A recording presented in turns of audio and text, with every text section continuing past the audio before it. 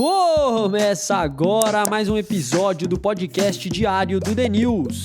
Muito bom dia! Já vai preparando seu café sem açúcar e bora para uma quarta-feira com você bem informado. Eu sou o Eduardo. E eu sou a Mai. E começamos agora mais um episódio do podcast diário do The News. Hoje é dia 15 de abril de 2026 e é um prazer te receber aqui para as informações mais importantes do dia. Hoje estamos eu e Eduardo, acho que é a terceira quarta-feira seguida que estamos nós dois nesse checkpoint da semana. In the middle, checkpoint in the middle. Of your week. É isso, no meio da sua semana, checkpoint. Vamos nessa, pessoal. Começamos o episódio em mundo. United e American avaliam uma fusão que criaria a maior companhia aérea do planeta. Huge news, você precisa saber. Em Brasil, a inflação leva marcas a reduzir tamanho das embalagens. Bezos foi pro espaço brigar com Elon Musk. Meta pode ultrapassar Google em receita de anúncios pela primeira vez. O programa Desenrola não impediu a alta das dívidas no nosso país. E para fechar, hoje temos uma matéria extra ao final do episódio. Portanto, 6 histórias no episódio de hoje. Vamos de palavrinha dos patrocinadores na sequência mundo.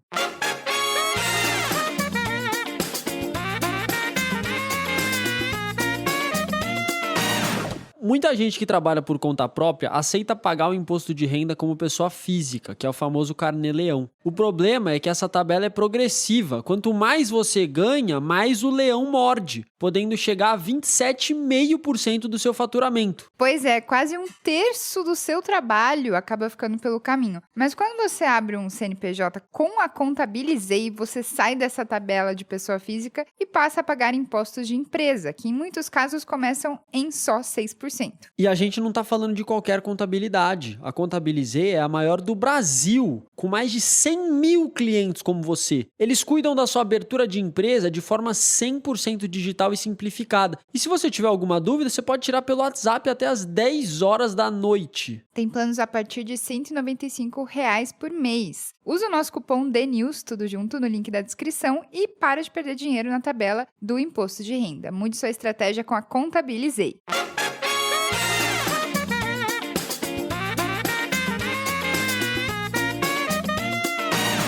A United Airlines, que tem um valor de mercado de 31 bilhões de dólares, avalia uma união com a American Airlines, que vale 7 bilhões de dólares, num movimento que criaria a maior companhia aérea do mundo. Essa ideia ela foi levada de uma maneira mais informal pelo CEO da United, o Scott Kirby, a integrantes do governo Trump no fim de fevereiro. E mesmo que ainda não exista uma negociação mais formal, só esse rumor já está mexendo com o mercado, tá? As ações da American Airlines chegaram a subir 8% ontem. Juntas, as duas empresas controlariam mais de 1/3 do mercado aéreo dos Estados Unidos. Na prática, isso significaria uma gigante com mais de 100 bilhões de dólares em receita e uma frota de quase 3 mil aviões. Mas existe um problema aí chamado de concorrência, já que uma fusão desse tamanho enfrentaria forte investigação antitruste. Só pensar que um player que domina o mercado tem poder de controlar os preços sem temer tanto a pressão dos concorrentes. Um possível acordo precisa ser aprovado pelos órgãos responsáveis, por isso que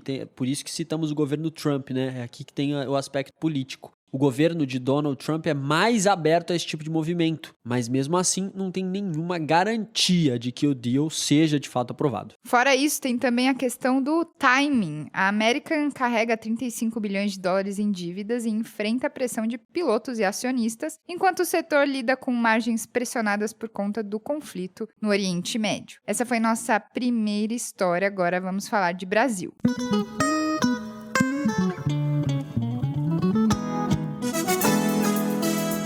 O custo de vida do brasileiro tem aumentado e um dos principais responsáveis por isso é a reduflação, que é quando as marcas diminuem seus produtos para evitar aumentar tanto os preços. Pense que nos últimos 12 meses a inflação no nosso país passou de 4%, né? Ficou acima da previsão do Banco Central, que era de 3%. Isso aumenta o custo de produção das empresas, que acabam optando por diminuir as suas embalagens. Então, Du, se os produtos estão menores, eles também duram menos, o que impacta o custo de vida da população no geral. Uma caixa de ovos, por exemplo, que tinha 12 unidades, passou a vir com 10, ou a barra de chocolate que tinha 120 gramas, passou a ter 90 gramas. Na sua cabeça, você continua indo até o mercado e comprando uma caixa de ovos ou uma barra de chocolate. Só que na prática você está comprando menos do que antes. Se a embalagem diminuiu, consequentemente, o que cabe dentro da embalagem diminuiu também, e por isso é o fenômeno da reduflação. E essa tendência parece continuar até o fim desse ano, já que o IPCA, que é o índice que mede a variação de preço dos produtos, deverá atingir 4,71% em dezembro, que é acima da expectativa anterior de 4,36%. Mesmo com políticas de incentivo ao consumo por aqui, como o aumento do salário mínimo e a isenção de imposto de renda até certa faixa de renda, esse cenário já impacta diretamente a vida do nosso país, com cerca de 57% dos brasileiros hoje, mais da metade, considerando a economia como ruim. Ainda em Brasil, ontem à noite foi vetado o relatório final da CPI do crime organizado, que pediu o indiciamento de 3 ministros do STF, Moraes, Toffoli e Gilmar Mendes, além do procurador-geral, Paulo Gonet, por crime de responsabilidade. O texto ainda propunha a criação do Ministério da Segurança Pública e uma nova intervenção federal no Rio de Janeiro. A maioria foi formada a partir das mudanças feitas pelo governo na comissão ao longo do dia. Essas são as informações até o momento, e agora vamos para a história de tecnologia.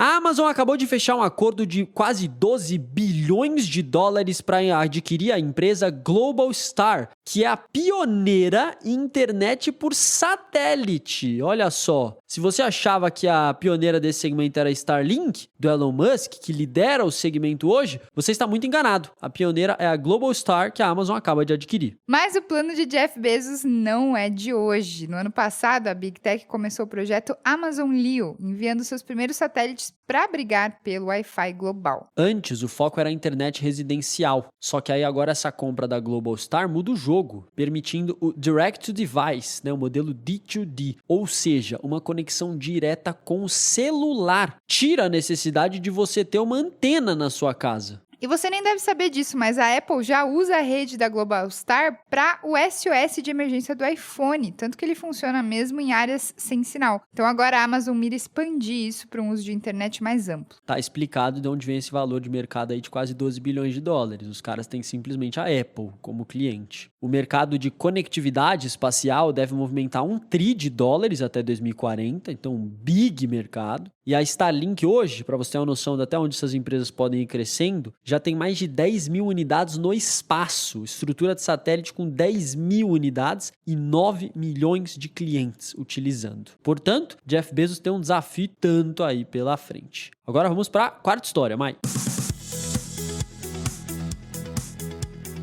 Pela primeira vez, a Meta está prestes a se tornar a maior empresa de publicidade digital do mundo, ultrapassando o Google em receita de anúncios já nesse ano. As projeções indicam que a Meta vai ter uma receita de 243 bi de dólares esse ano com anúncio, um crescimento de quase 25% em relação ao ano passado, e o Google 239 bilhões de dólares, um crescimento de 11% em relação ao ano passado, e por isso a Meta ultrapassando o Google. Bom, então o Google, que dominou o setor por décadas, agora está vendo sua fatia no mercado de buscas nos Estados Unidos cair para menos da metade pela primeira vez em 10 anos, ficando então em 48,5%. E tem 3 principais motivos. Vamos lá, 3 motivos. Primeiro, a Amazon virou uma referência para buscas de produtos, então o Google perdendo parte do seu share de busca. OpenAI e TikTok também mudando a dinâmica de como as pessoas buscam por produtos, então novos players. E o boom dos Reels, A galera consumindo cada vez mais Reels, isso aqui você deve ter visto direto na sua vida acontecendo. O tempo de visualização aumentou em 30%, e com isso, se tem mais gente gastando tempo, mais tela aberta no Reels, tem mais anúncio sendo vendido ali. Só com os Reels a Meta deve faturar 50 bilhões de dólares. Tá? Então, a gente falou no começo da matéria aí dessa fusão, essa fusão United e American, que ia ser mais ou menos uns 40 bi, simplesmente a Meta fatura mais do que essas duas juntas em valor de mercado com Reels. Para você ter uma noção do quão absurda é a capacidade da Meta de gerar dinheiro. Simplesmente outro patamar. E apesar da troca de cadeiras no topo, o poder continua concentrado nesse trio, Meta, Google e Amazon, que devem abocanhar 62,3% do mercado global de publicidade digital esse ano, que deve movimentar aí cerca de 700 bilhões de dólares. Agora a gente vai para a nossa quinta história de hoje.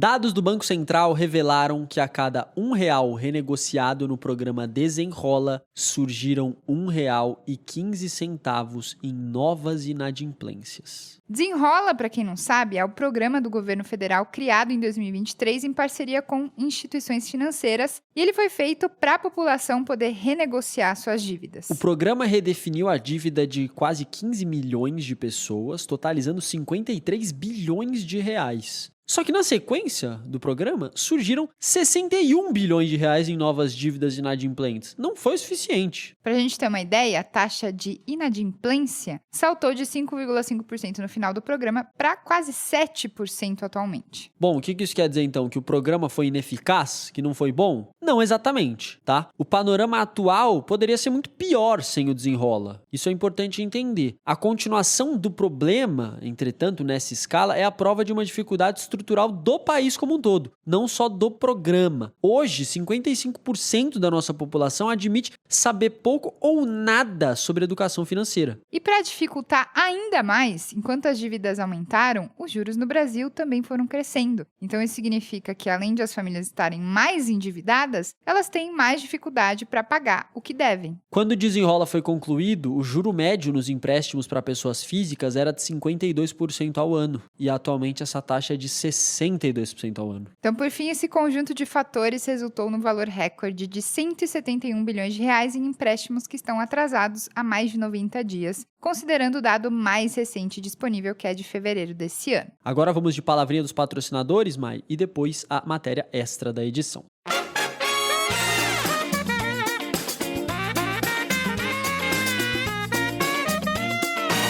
Mai, nas últimas semanas a gente recebeu tanta foto e tantos relatos dos nossos ouvintes na Shell Select, né? Foram muitos. É muito legal ver que a galera realmente adotou o hábito da pausa estratégica. Legal, né, Du? Eu achei demais. E abril não para, né? Esse mês já tem outro feriadão chegando e a dica de ouro para quem for viajar continua sendo aproveitar o caminho. Seja para aquele cafezinho ou um lanche, a Shell Select transforma qualquer parada em um momento de cuidado. Com certeza. Quem for viajar no próximo feriado já sabe. Faz aquele pit stop estratégico na Shell Select e, claro, conta pra gente aqui nos comentários ou no nosso Instagram.